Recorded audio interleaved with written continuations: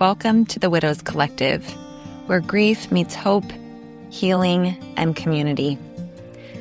I'm Lauren Lentz, grief coach, fellow widow, and the heart behind this space. There is life before loss, and then there is life after. If you're here, it likely means your life has been turned upside down by the death of your person. Maybe you've just found yourself in this new world that feels unrecognizable, or maybe you've been walking it for a while, trying to figure out what healing looks like now. I want you to know you are not alone. This podcast is a gathering place for widows living in the after. Together, we'll name the ache, honor the love, and share tools, truths, and stories that help you feel supported along the way. My hope is that every episode gives you a sense of community, comfort, and permission to meet yourself exactly where you are.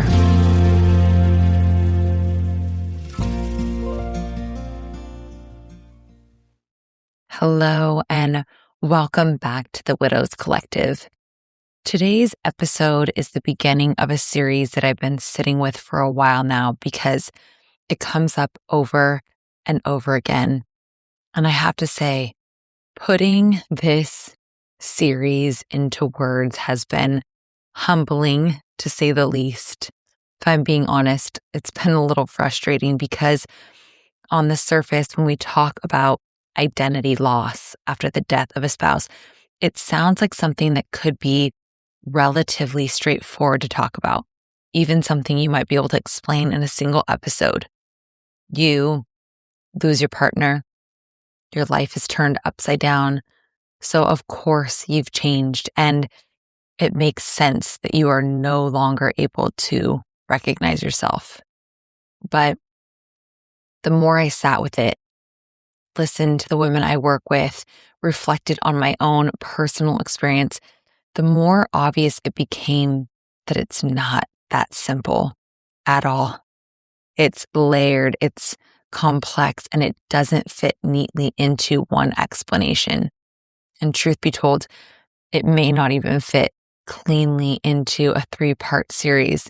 So bear with me in this, and also know I do understand that there are many variations to this experience.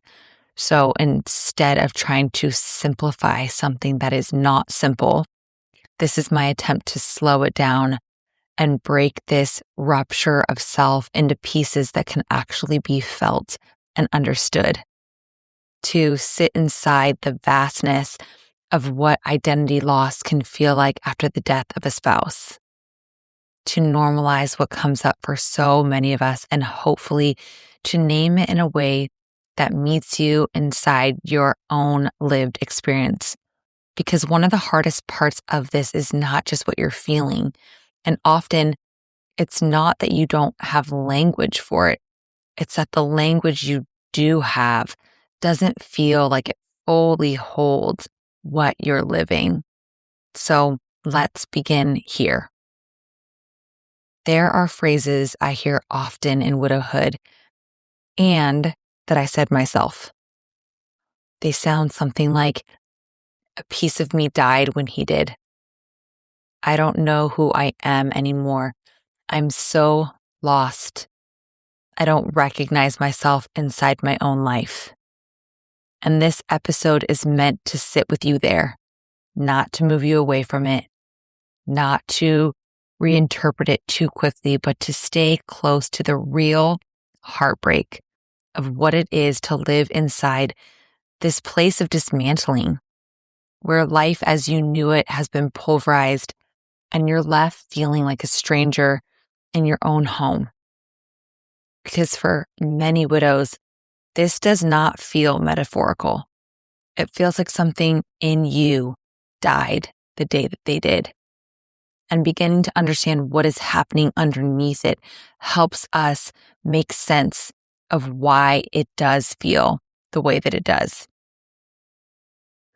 Most people think of grief as sadness, as purely missing someone or emotional pain. And it is all of that and more. But grief doesn't only show up as an emotion. It shows up in us physically, mentally, relationally, and even spiritually. And when all of that is happening at once, it becomes less surprising that grief changes how you experience yourself inside your own life, and how exhausted your body can feel, or how tense everything stays even when nothing is happening, and how sleep doesn't land the way that it used to, or how hard it can be to focus, to make decisions, to hold on to thoughts that used to feel simple, in conversations that feel different now, how certain people feel closer or further away than they used to, how being around others can feel both comforting and overwhelming at the same time, and how your sense of meaning, trust, or connection to anything larger than this can shift or go quiet in ways you didn't expect. And when all that is happening together, something more precise is happening inside of grief, not separate from it, inside it. What we often call identity rupture, a shifting in your sense of self that happens while grief is happening. And it doesn't come from one thing changing. It comes from everything shifting at once. Your emotional world, your nervous system, your relationships, your internal sense of who you are, all moving together. And when that's happening, grief doesn't just feel like missing someone. It can feel like true disorientation inside of you. It can feel like a longing for who you used to be when they were here. Like something in the way you experience you is no longer stable in the same way. It's important to note that you don't experience yourself in isolation.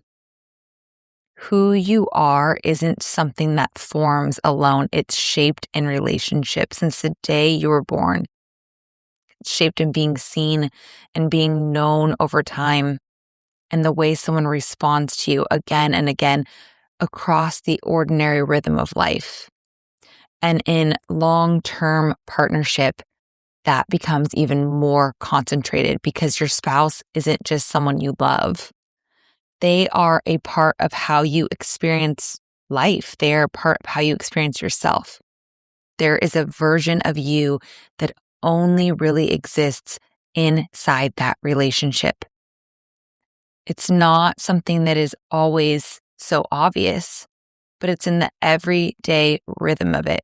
The way you are with each other in the morning, the way you move through a day, knowing they are there, the way you come back to each other at night. It's built slowly through familiarity, through repetition, through shared life, through being known in a steady, specific way. And over time, it becomes the backdrop of your life. It's familiar and stable. It's not something you question. It just is.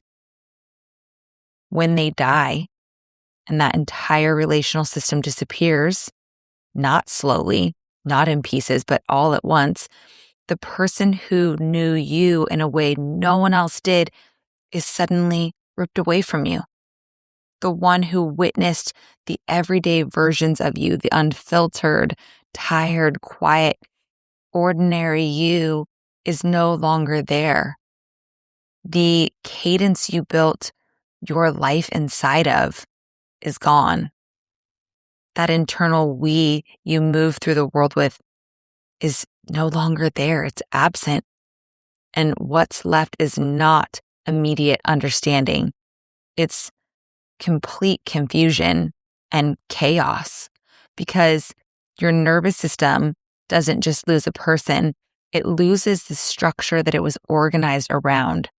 So there's often this strange experience where everything in you is still reaching for something that's no longer there, still expecting a response that doesn't come, still moving in a rhythm that no longer exists.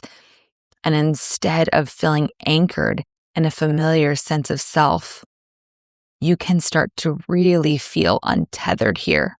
Like the place you used to come back to inside of you isn't there in the same way anymore.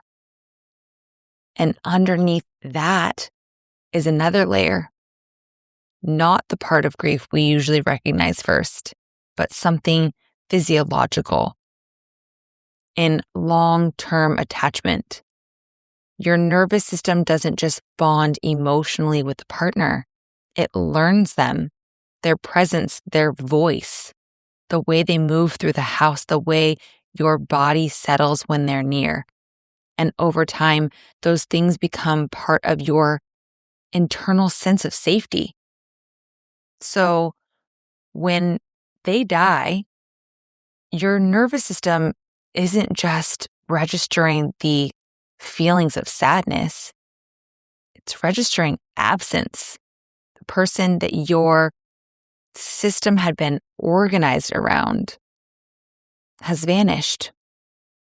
And now it has to learn how to adjust without it, without warning, without consent, without time to prepare. And in a way that can be hard to describe, your mind and your body, they shift into survival mode. And it can look like being impatient with things that never used to faze you, exhaustion that doesn't match what you've done in a day, feeling completely overwhelmed in spaces that used to feel normal and natural, or feeling like you're not fully settling anywhere, always feeling on edge. And when your nervous system is in that state, when your mind is in that state, your sense of self shifts with it, because how you feel inside of yourself is not separate from how regulated you are. So it doesn't always show up as I feel sad. It shows up as I don't recognize the person in front of me. I don't recognize this version of myself right now. When you lose your spouse, it's not only the physical shell of the person, you lose the way of life that was divided between you. All of the things that were once shared or carried together or naturally distributed between two people now all land on you. Provider, protector, decision maker, emotional anchor, the one holding everything together. Maybe it was the socializer, the one making all of the calls, the one making the plans, carrying the remembering, the anticipating. And none of that disappears because they did. It stays and it all shifts onto you. And this doesn't feel like a becoming capable in a new way. It doesn't feel like growth. It feels like everything's still happening and being thrown at you when life feels like it's standing still. And now, on top of surviving and grieving and all the things, you don't have that second person in this with you. So even if you can do it, and most of us women do, that's not the point. The point is that it doesn't feel like you, at least not in the beginning. It feels like you're holding a life that used to be shared, and now it's all alone, while you're also trying to understand what has just happened. So there is this split that begins to form internally. Part of you feels gone, not fully accessible anymore. And another part of you is being pushed into and forced into motion, into decisions, into new roles and responsibilities that don't feel like they belong to one person alone. And both are happening at the same time. And so again, it goes back to, I don't recognize myself, because you've never been this self. You are not slowly becoming someone else over time. You are required to become someone else immediately, while your system is still trying to orient to what has happened, while it is running on fumes, while it's still trying to wrap its mind around the loss. Nothing inside of you feels steady enough to build from. And when you bring all of this together.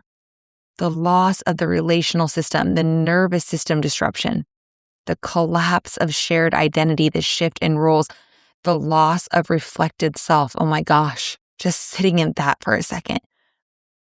It creates an internal experience that is layered and nuanced in a way that is hard to put into words and hard to express to people who have never experienced this type of life and loss. Because how do you explain something when there isn't just one thing happening? There are multiple systems shifting around physiologically, emotionally, relationally, and internally in how you experience yourself. And when something is that layered, language does start to compress itself. So what often comes out is, a piece of me died when he did. And I want to stay very close to that sentence because it really feels so true. Something shifts in how you experience yourself inside your own life. And there is a reason that sentence emerges, because what changed is not just emotional.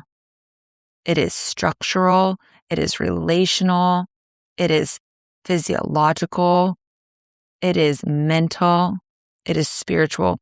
The system you were living inside internally and externally is no longer there in the same way. And when all of that comes crashing down at once, it does not feel like adjustment. It feels like rupture, like something in the fabric of how you experience yourself and your life has changed shape. And from inside of that experience, that sentence is often the closest language available for what is happening. Something in me died when they did.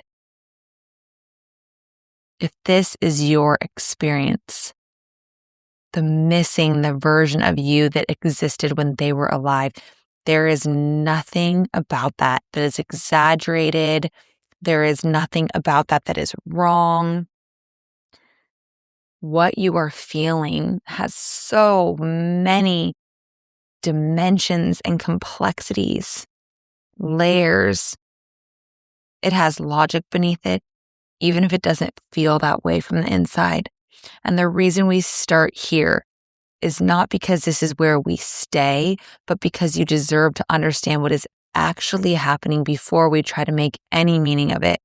Because if we skip this, if we rush past the lived reality, everything that comes after can feel like it doesn't land.